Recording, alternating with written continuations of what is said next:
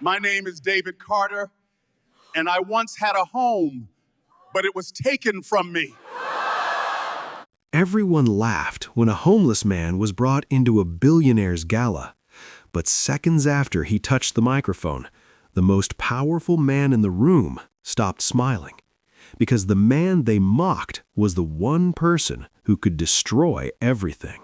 On a cold night in New York City, inside one of the most luxurious ballrooms in America, power had gathered. Golden chandeliers shimmered overhead, casting soft light across polished marble floors. Waiters in crisp uniforms moved with precision, serving people whose decisions shaped cities, economies, and lives. This was no ordinary event. This was Richard Halston's annual Legacy Gala, a night where influence wasn't just displayed, it was reinforced. Billionaires, developers, politicians, media figures, everyone who mattered was in that room. And at the center of it all sat Richard Halston, a man known for transforming skylines and controlling outcomes.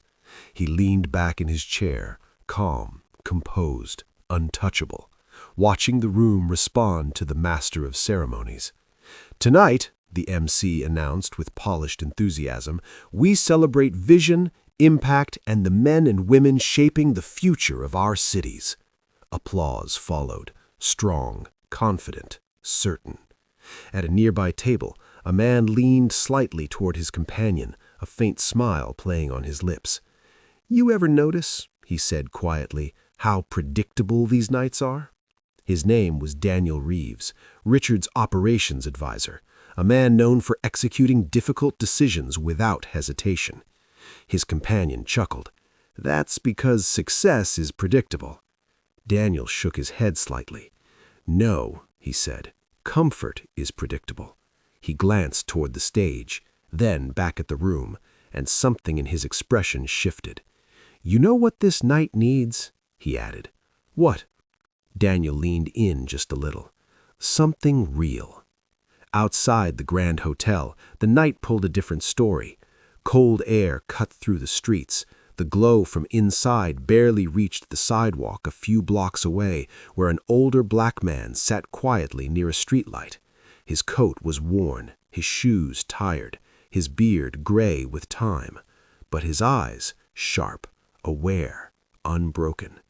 People walked past him without stopping. Some dropped coins, others avoided him entirely.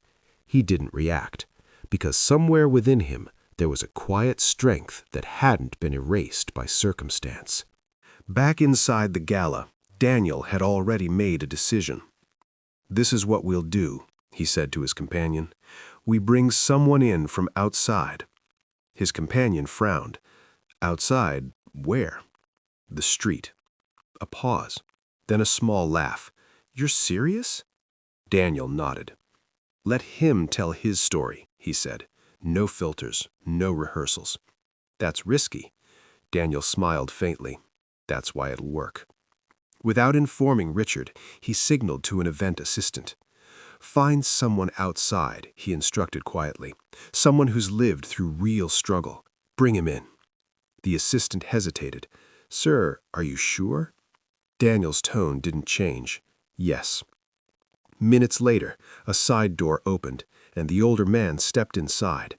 He paused briefly, not from fear, but from awareness. The brightness, the elegance, the contrast. It was a world far removed from where he had been sitting moments ago. An assistant approached him gently. "Sir," she said, "we'd like you to come in and share your story." The man looked at her, studied her, then nodded. No questions, no hesitation, just quiet acceptance. He was handed a glass of water, given a moment to settle, and then guided toward the stage. Back in the ballroom, the MC's voice rose again. "And now," he said, "we have something a little different for you tonight." Curiosity spread instantly. Guests adjusted in their seats. Richard glanced up slightly. This wasn't part of the program. The doors opened, and the man walked in. A hush followed, not silence, but enough to signal something unexpected. He looked out of place, there was no denying that, but he didn't shrink, Didn't beg, didn't perform. He simply walked, steady, composed, present. Daniel watched, satisfied, exactly the reaction he wanted. The MC gestured toward the stage. Tonight, we thought it would be meaningful to hear a real story from someone who has experienced life from a different perspective. Polite nods, curious glances, a few uncomfortable shifts. The man reached the microphone, and for a moment, he said nothing. That silence did something, because there was no desperation in him, no attempt to impress, just presence. Then he spoke. My name, a brief pause, is David Carter. The name drifted across the room, unfamiliar but not insignificant. I wasn't always on the streets.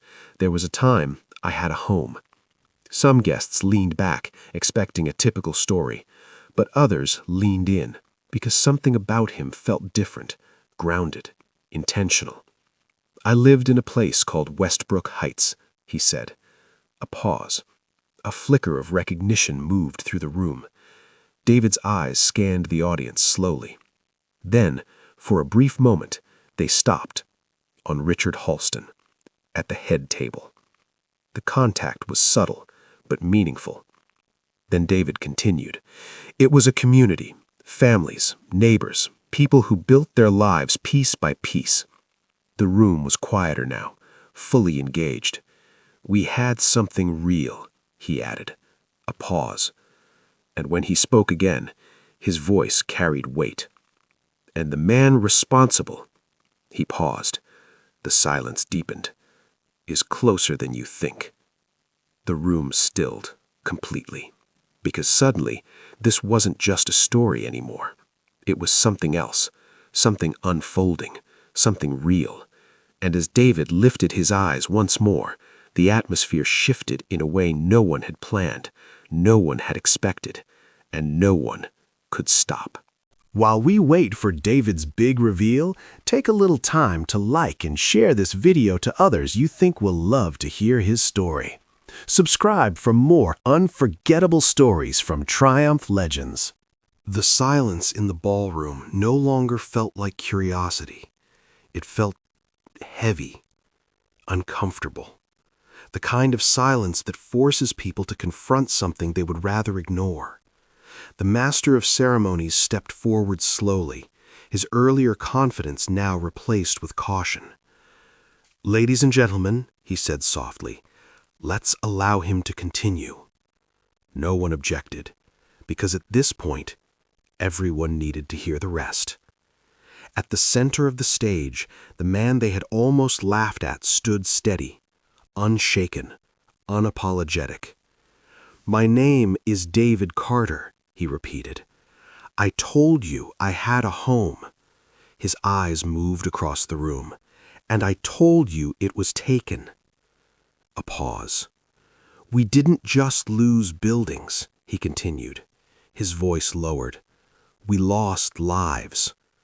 The words landed differently this time. Heavier. Real. There was a man named Mr. Henderson, David said. He lived 2 houses down from me. A few people leaned forward. He was 72 years old, a retired school teacher, lived in that house for over 40 years. David swallowed slightly. The morning the demolition team came, he refused to leave. The room tightened. He kept saying, "This is my home. You can't just take it." David paused, but they didn't listen. A breath. They forced him out, he said quietly, and 2 days later, he passed away. A soft gasp moved through the audience. David didn't stop. There was also the Ramirez family, a young couple with 2 children. The names made it real, not statistics, people. They had just finished paying off their home, David said. 10 years of sacrifice. His voice deepened. When the demolition notice came, they didn't understand it. They thought it was a mistake. He paused. They lost everything in 1 day. A woman in the audience wiped her eyes. The father tried to fight it, took loans, tried to relocate his family. Another pause. He couldn't carry the weight. Silence. He took his own life months later. A louder reaction this time. Shock, pain, disbelief. David let the silence stretch. Then he said the words that cut even deeper. "And my wife." The room leaned in instinctively. She didn't survive the day our home was destroyed. No one moved. No one spoke. Because now, this wasn't just a story. This was grief. "And we weren't the only ones," David said. "There were dozens of families. Some disappeared. Some are still struggling. Some never recovered." Then something unexpected happened. From the middle row, a soft sound, a stifled sob. Heads turned. A young woman sat there, her hand covering her mouth, tears streaming down her face. She tried to compose herself, but she couldn't. The emotion was too real, too close. The MC hesitated. "Ma'am, are you all right?" She slowly stood, her voice trembling.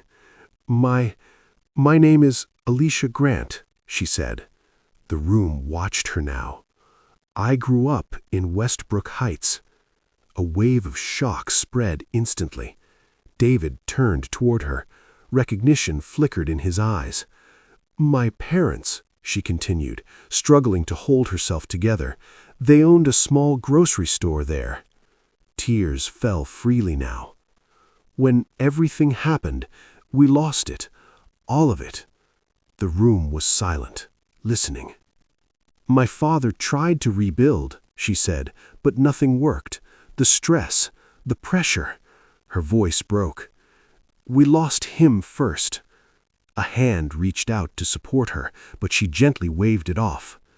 "My mother couldn't handle it after that," she continued. "She got sick, and within a year—" She didn't finish.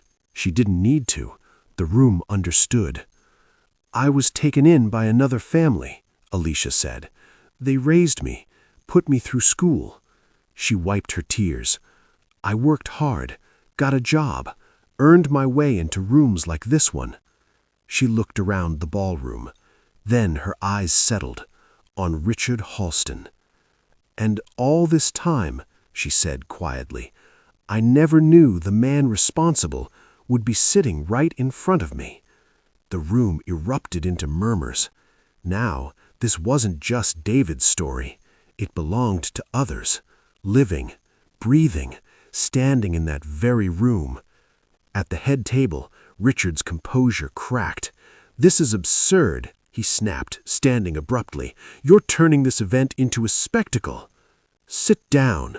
The voice was calm, but commanding. All heads turned. Jonathan Pierce was on his feet, walking toward the stage, slow, deliberate. "I remember that case, Westbrook Heights, complaints that never made it to court." He stepped beside David, then looked at Alicia, "and now I understand why." He turned toward Richard. "You buried it." The words hit like a hammer. "No," Richard said quickly. "There were procedures." "Procedures you manipulated," Jonathan replied. The room erupted instantly. "You fast-tracked demolition permits, ignored legal protections, denied compensation claims." He turned slightly, addressing the room. "This wasn't development. This was displacement." Silence. Heavy. Unavoidable. Jonathan looked at David. "Do you have anything left?" he asked. David reached into his coat, pulled out a worn envelope, carefully preserved. Inside it, proof. Ownership documents, denied claims, records of complaints. Jonathan reviewed them, then lifted his head. "This is valid." Gasps filled the room. This man and many others were legally entitled to protection and compensation. All eyes turned to Richard. Now there was nowhere to hide.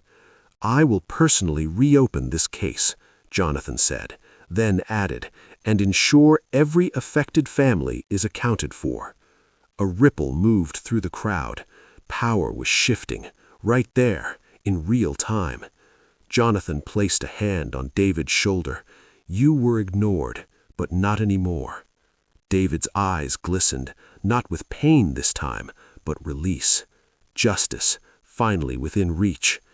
The MC stepped forward, humbled. Tonight, he said quietly, we came to celebrate success. He looked around the room. But what we've witnessed, a pause, is truth.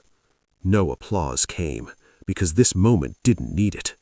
David gently placed the microphone down, and as he turned to walk away, people stood, one after the other, not out of obligation, but respect, deep, earned. And in that moment, the man who walked in unseen, walked out acknowledged, restored, and no longer alone. Some people don't lose everything because they failed. They lose everything because someone powerful chose profit over people. But truth always finds its voice. And when it does, it doesn't just expose injustice, it restores dignity. Be careful who you overlook, because the person you ignore today may be the reason justice comes tomorrow.